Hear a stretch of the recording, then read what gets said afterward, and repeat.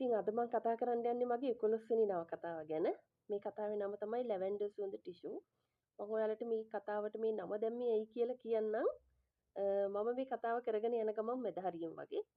ඉතින් මේ කතාව කියවෙන්නේ වැඩ ඇරිලා කෝච්චියේ ආපහු යන වැඩට කෝච්චියේ උදේට එන දෙන්නෙක්ගේ අතර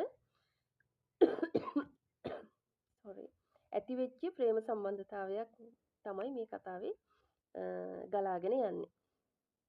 එතකොට ඔය කෝච්චි වල යනකොට දකින්න ලැබෙනවා හරි නිහඬ ගැඹුරු ප්‍රේම කතා.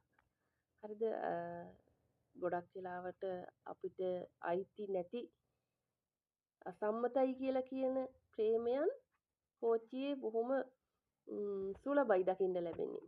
මම ඒවා දැකලා තියෙනවා. ඉතින් මේ කතාවටත් අරමුණු වෙන්නේ අන්න එහෙම කතාවක්. මම දන්නේ ඒක සම්මත එකක්ද අසම්මත එකක්ද කියලා. හැබැයි මම දකිනවා කොටුව ස්ටේෂන් එකෙන් නැගලා මරදාන ස්ටේෂන් එකෙන් හැමදාම බහින කපල් එකක්. මේ දෙන්නගේ පිරිමි කෙනා වයස අවුරුදු 45ක විතර වගේ මොකක් හෝ ඔෆිස් එකක වැඩ කරලා යන පිරිමි කෙනෙක්. ගැහැණු ළමයා මොකක් හෝ ඔෆිස් එකක වැඩ කරලා යන අවුරුදු 26ක 27ක විතර වයසේ ගැහැණු ළමයි. ඉතින් මේ දෙන්න හැමදාම එක සීට් එක ළඟ වාඩි වෙලා කතා බහ කරමින් යනවා. ඉතින් ඒක ආදරයක් කියලා බලාගෙන ඉන්නකොට තේරෙනවා සාමාන්‍යයෙන් දෙන්නේ කතා කරනකොට මේ කතා කරන්නේ ආගිය වගතුගද එහෙම නැත්නම් මේ දෙන්න ආදරෙන් බැඳිලාද කියලා. ඒක දැක්කම සාමාන්‍යයෙන් අපට ඉන්න මිනිස්සුන්ට ග්‍රහණය කරගන්න හරි ලේසි. ඉතින් මම මේ දෙන්නගේ දැකපු සුවිශේෂ දෙයක් තමයි මේ ගෑනු ළමයා හැමතිස්සෙම එයාගේ බෑග් එකෙන් පොඩි ටිෂු පැක් එකක් අරගෙන දම්පාට ඒකෙන් වෙට් ටිෂු එකක් අරගෙන එයාගේ මූණ පිහ දානවා. මූණ පිහ දාලා ඒක අතේ ගුලි කරගෙන ඉන්නවා.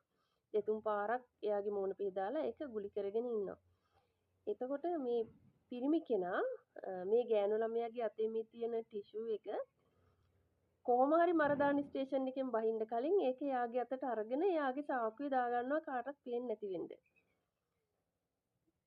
මිනිස්සෙක් අර තව මිනිස්සෙක්ගේ සුවඳට පවා ආදරය කරනවා කියනවනේ ආදරය කරනකොට තව මිනිස්සෙක්ගේ සුවඳට පවා ආදරය කරනවා කියනවා.